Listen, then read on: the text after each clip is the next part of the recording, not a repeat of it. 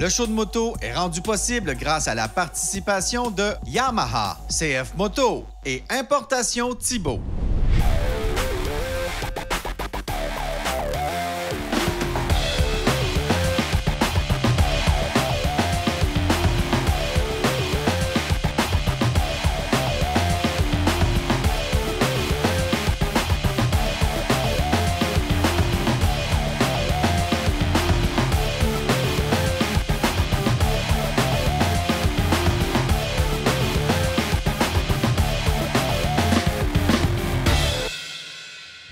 Salut les amis motocyclistes. Cette semaine au show de moto, je vous présente la CF Moto 800 NK. On va faire un tour au Idle Café à Montréal et on termine notre aventure de rêve à moto au Portugal.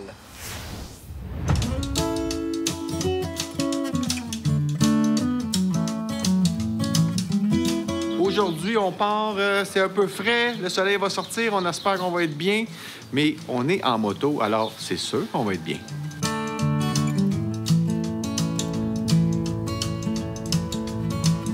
On s'en va au point le plus haut au Portugal continental, qui est la Serra de Estoril, ou la montagne des étoiles. Mais c'est ça, je vous réservais cette petite surprise-là. Il y a un petit chemin qui est un secret bien gardé. Ouais? C'est fini, là. Oui, c'est ça.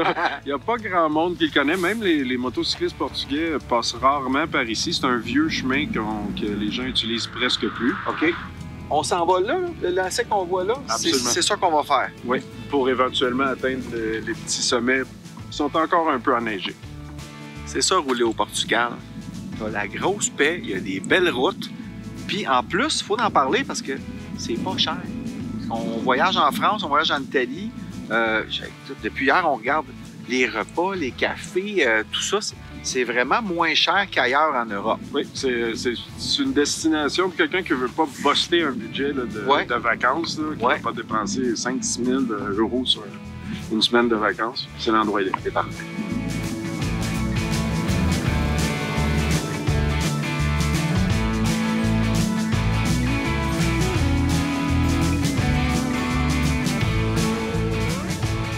Pas dire qu'au show de moto, on vous amène pas au top de la moto parce qu'on est au top du Portugal. Top du Portugal. C'est quoi, 2000 mètres? 1993 avec une tour de 7 mètres pour se rendre à ils ont vraiment fait ça. Est-ce que tu as des clients qui disent « Ouais, j'ai pas aimé ça la montée parce que c'est pas large, il y a des précipices. » C'est pas ce qu'on est habitué de voir au Québec, en tout cas. Bien, des clients qui disent qu'ils n'aiment pas ça, non. Non? Mais c'est vrai qu'il faut faire attention. Il faut être concentré un petit peu sur la route puis essayer d'en profiter un peu. On peut mettre ça dans notre bucket list. Oui, absolument. C'est quand même un endroit d'exception. Il y a beaucoup même de Portugais qui montent ici juste pour pouvoir apercevoir de la neige parce que c'est une des rares places où il y a de la neige. Il n'y a pas de neige. D'autres, on a de la neige.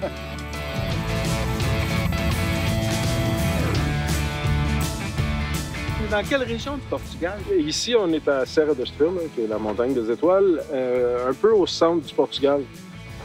D'ici, c'est facilement accessible d'aller à Porto, d'aller à Lisbonne, d'aller un peu partout, puis avec une panoplie de choses à faire.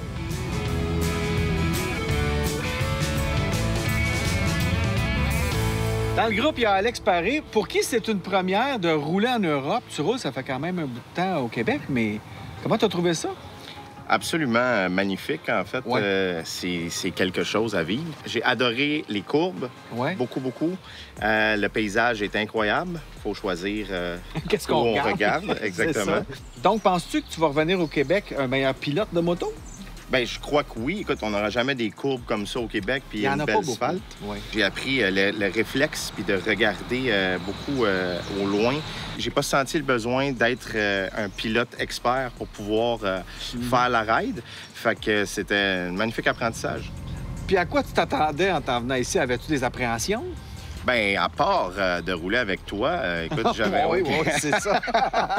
Non, mais écoute, je pense que j'étais le novice du groupe, puis, tu sais, j'avais une appréhension au niveau de est-ce que je vais tenir la cadence. OK. Puis ce qui était incroyable, c'est que j'avais pas nécessairement besoin de tenir la cadence pour trouver mon plaisir. Oui. Puis ça a été magnifique. Vous avez été des super bons coachs. Ben voilà, c'est ici qu'on termine notre trip de moto au Portugal. Ça a été vraiment exceptionnel. Et d'abord, je dois remercier Polo de nous avoir contactés pour pour nous inviter à venir découvrir son pays avec lui. C'est d'ailleurs un atout, ça, de voyager ici avec quelqu'un qui parle couramment la langue, qui connaît le pays. Merci aussi à Cindy et Alex qui ont accepté de voyager avec nous. Ça a été rien d'autre qu'une partie de plaisir. Donc voilà, c'était le Portugal à moto avec Ride Portugal Moto. Merci Apollo et merci à vous d'être là à chaque semaine et de triper moto avec nous.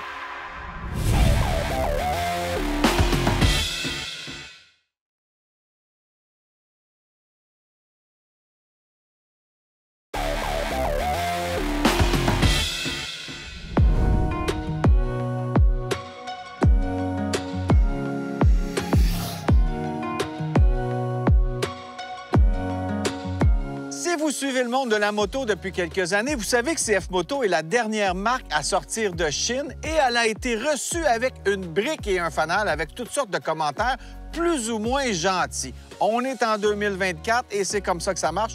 Tout le monde a une opinion sur tout. Mais il faut savoir que derrière CF Moto, il y a le groupe Pierre Mobilité qui est aussi propriétaire de KTM, Husqvarna, GasGas et depuis peu de la célébrissime marque italienne MV Agusta qui ont acheté en partie. Alors CF Moto, ils ont de grandes ambitions, soit celle, entre autres, d'offrir un produit de qualité excitant à conduire pour un prix abordable.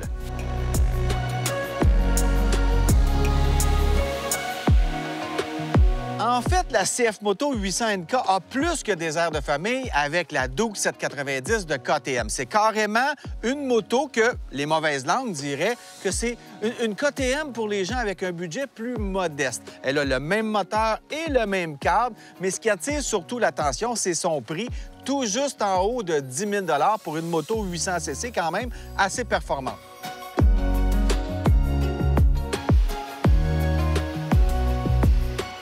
Précis, la réactivité, c'est prévisible. C'est ça qui est le fun.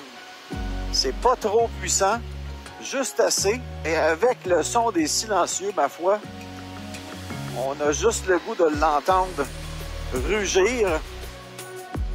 Il y a bien sûr le moteur bicylindre parallèle de 799 cm3, mais il porte ici la marque CF Moto sur son boîtier. Le moteur de cette 800NK se comporte quand même différemment de celui de la KTM. CF Moto revendique 99 chevaux au vilebrequin et 59 livres-pieds de couple. La puissance de freinage est assurée par des étriers G-Joan à 4 pistons et 2 disques de 320 mm à l'avant, ainsi qu'un disque de 260 mm à l'arrière. Côté agrément de conduite, franchement, c'est une moto plaisante. C'est une moto bien équilibrée, qui a de la puissance sans en avoir trop. C'est une moto qui est excitante, mais pas une moto qui est grisante avec des accélérations en fou. C'est une moto bien équilibrée, civilisée, je dirais. On retrouve aussi 3 modes de conduite, mais étant donné qu'il n'y a pas d'antipatinage, les modes de conduite ne font que modifier la sensibilité de l'accélérateur. Sur les points à travailler pour une prochaine version, j'ai noté la connexion de l'accélérateur qui n'est pas des plus fluides à bas régime et la boîte de vitesse qui n'est pas particulièrement fluide non plus. La finition et les qualités des composantes sont pour la plupart agréables à l'œil et elle est équipée d'un réservoir de 15 litres et d'une connectivité Bluetooth. Pas mal. Les suspensions KYB entièrement réglables sont une belle touche pour une moto de cette gamme de prix. La suspension est probablement la même que celle de la KTM qui arbore plutôt le kit graphique WP. En fait, c'est une moto qui va être heureuse quand on est exigeant avec elle. Si on lui en demande plus, elle va performer un peu mieux. On donne quand même de bonnes accélérations et là, le moteur se réveille. Même chose pour le freinage qui peut être un peu endormant quand on n'est pas trop exigeant. Donc, il faut être ferme et là, on fait ressortir la performance de cette bonne petite Roadster.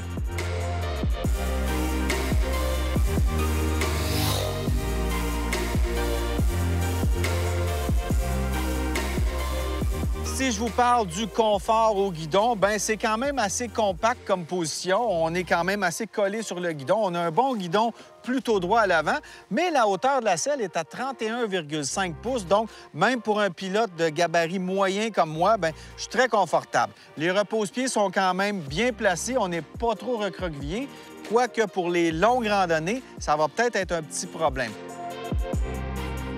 En termes d'agrément de conduite, bien, un des éléments clés, c'est le moteur qui est parfaitement à l'aise dans cette version Roadster.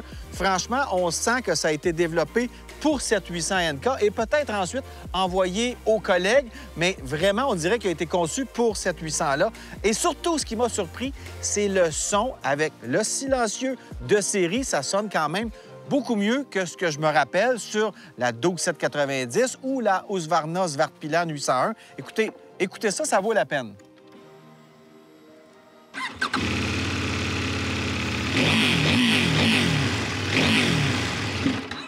Bon, peut-être que le micro de la caméra rend pas justice, mais franchement, pour un échappement de série sur une moto pas trop dispendieuse, c'est étonnant et c'est plaisant.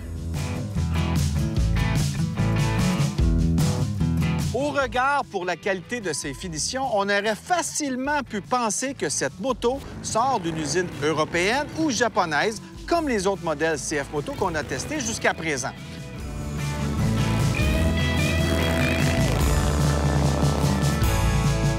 Aujourd'hui, le marché des roadsters de poids moyen est quand même assez saturé. On a les GSX 8R et 8S, les KTM 790 Doug dont on parle depuis tantôt. On a aussi les MT-07 et 09 chez Yamaha, la Husqvarna Svartpilen 801 qu'on vous présentait récemment à l'émission. Et elles essaient toutes de se démarquer dans ce marché quand même assez occupé. La 800 NK de CF Moto, elle arrive avec une approche intéressante, différente pour se démarquer, soit d'avoir un rapport qualité-prix-performance plus qu'intéressant. En plus, bien, chez CF Moto, on a vraiment une des meilleures garanties sur le marché des motos présentement. Donc, oubliez où elle est fabriquée. De toute façon, aujourd'hui, les motos ont des composantes qui viennent de partout dans le monde. Donc, c'est pas une excuse pour la négliger. Alors voilà, c'est la CF Moto 800 NK 2024. Une autre offre intéressante de motos sur le marché, il y en a pas mal. Après la pause, on va visiter un grand importateur de pièces accessoires de moto. Vous allez voir qu'il y a du classement là-dedans.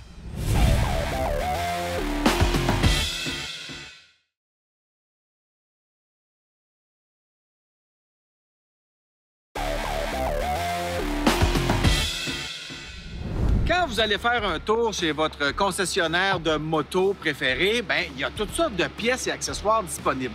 Mais saviez-vous que tous ces pièces et accessoires-là doivent être importés au Canada par des entreprises spécialisées comme Importation Thibault, qui est un des plus gros importateurs de pièces et accessoires moto, motoneige, VTT au Canada?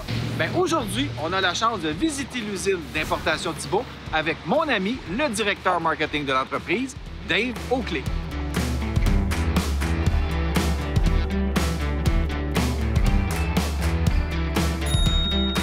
Oh! The man! T'as-tu de la misère à me trouver? Pas de misère à trouver. Non, ça va. J'ai hâte de visiter. Attends. OK. Ah, ça c'est une de mes rangées favorites. Les casques, il y en a partout. Mais là, je vois que t'as du AGV, c'est quand même du haut de gamme. T'as du Scorpion, t'as du SMK. Donc, comment vous faites le choix des brands que vous voulez distribuer? Parce que tu peux pas avoir que du haut de gamme, ni du bas de gamme. Tu veux un peu de tout. Bon, c'est pas tous les consommateurs qui veulent avoir du super haut de gamme et c'est pas tout le monde qui veut avoir du entrée de gamme. Fait qu'il faut avoir un peu good, better, best. Comme thème. Good, better, best. Ouais. J'aime ça. Avoir une entrée de gamme ou quelque chose qui est abordable, avoir un autre qui est un peu plus élevé, puis après ça, le prestige d'une grande marque après. D'accord. Tu as les collections moto, mais ensuite, tu as la motoneige, et ça, c'est quelques mois en avance tout le temps. Donc, vous êtes toujours en train de changer de registre, finalement. Oui, il faut tout prévoir ça. On a des acheteurs qui analysent ça à journée longue. Il y a combien d'employés en tout chez Thibault? On est un petit peu plus que 110, 120, entre 110 et 120. Et là, tout ce monde-là est capable d'importer tous ces produits-là, les catégoriser, les classer, les shipper par petite commande pour chacun des détaillants à travers le Canada. C'est une grosse machine où tous les départements ils se communiquent ensemble. Puis on a ces systèmes-là en place justement pour pouvoir offrir une meilleure service possible. OK, cool. Bon, on continue. Des barils Repsol. J'ai toujours voulu en avoir un, Dave. Non, mais sans joke, je vois les produits Repsol, ça me fait penser à la course parce qu'on voit souvent cette marque-là dans MotoGP, etc. Est-ce que vous autres, vous supportez par le biais de marque ou par Importation Thibault, vous supportez des coureurs ou Vous devez mettre de l'argent dans l'industrie aussi, j'imagine? Absolument. On est partenaire, comme exemple, CSBK, le Canadian Superbike.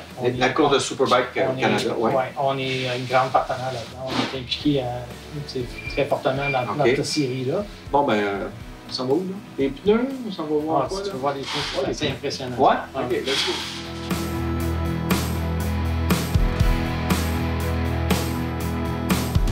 Bon, là, si vous pensez bien hot parce que vous avez installé un beau rack à pneus dans votre garage, ben, mettons qu'il n'y a rien là comparé ici. Ça fait combien de marques en tout chez Thibaut? Plus qu'une vingtaine. Si on combine VTT avec moto, plus qu'une vingtaine de marques. Wow! Ben, tu me parlais de votre implication dans la Canadian Superbike Series, donc la course de Superbike. Vous êtes commanditaire des pneus que tous les riders vont utiliser là-dessus. Ça représente combien de pneus par saison, ça?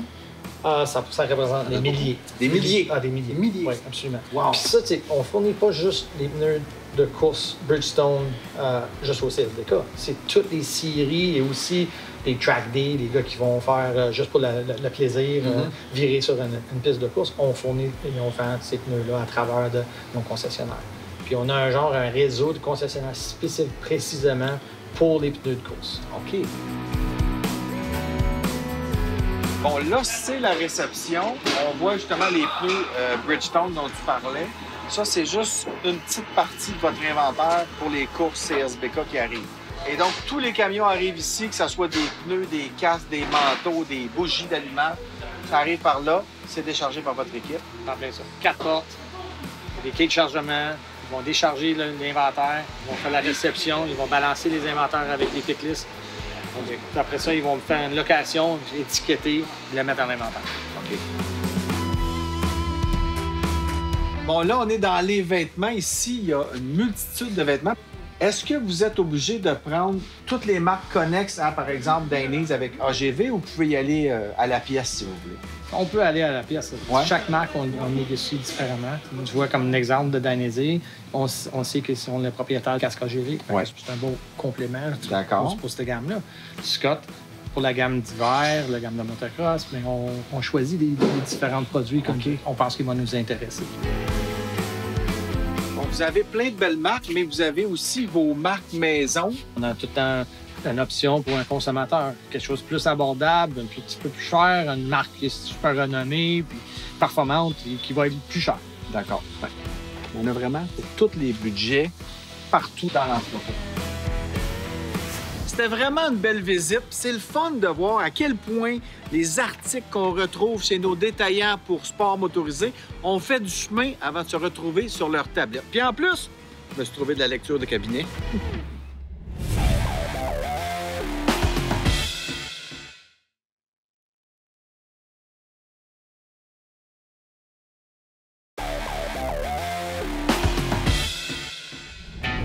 Au Québec, on le sait, on n'a pas une grande culture moto et on se sent toujours un peu exclu quand on va quelque part. Bien, heureusement, il y a quelques endroits où on est plus que bienvenu. On est allé faire un tour pour voir nos amis du Idle Café à Montréal.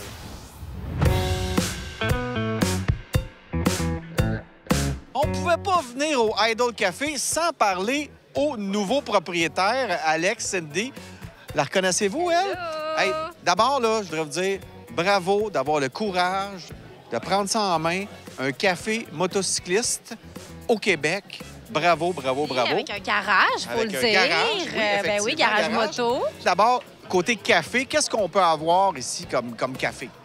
Bien, écoute, on a évidemment latte, cappuccino, tous les rafraîchissements et on a des super bons sandwichs. C'est lui le Manitou des sandwichs? Bien, quand même, faut y donner ça. C'est le Manitou des sandwichs.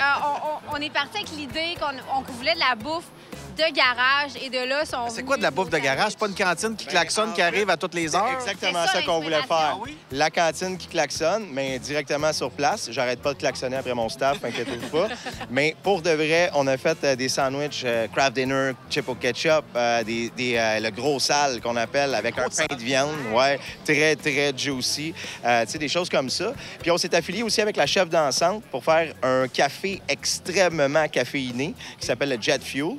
On peut bien sûr venir ici prendre un café, mais on peut le faire pendant qu'on travaille sur notre moto aussi. Là. Vous avez une équipe de mécanos. Exactement. Tu peux même passer, prendre un café, parler avec un mécano, finir par comprendre c'est quoi la job que tu as à faire, peut-être nous laisser ton bicycle et ou revenir sur un rendez-vous.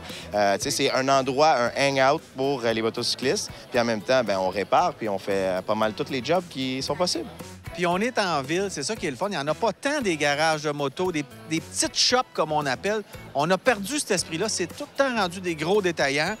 C'est le fun, on est bien servi, mais il manque souvent l'esprit qu'on avait dans les petits garages. Ce qu'on se fait dire beaucoup, c'est que passé un certain âge, les motos, bien, ils appellent en concessionnaire puis ils sont comme, ben non, nous, on répare pas ça, les motos plus vieilles. Donc, les gens sont un peu pris au dépourvu, ils savent pas où aller. Bien, dans ce temps-là, venez nous voir. On est vraiment toutes marques confondues, peu importe l'année de ta moto. Même si tu as un projet, tu achètes une vieille moto, tu veux la remonter, bien, on est capable de faire ça pour toi. Ah oui, OK. C'est vraiment la place des tripeux de moto, Oui. de tout ça. On le voit d'ailleurs ici.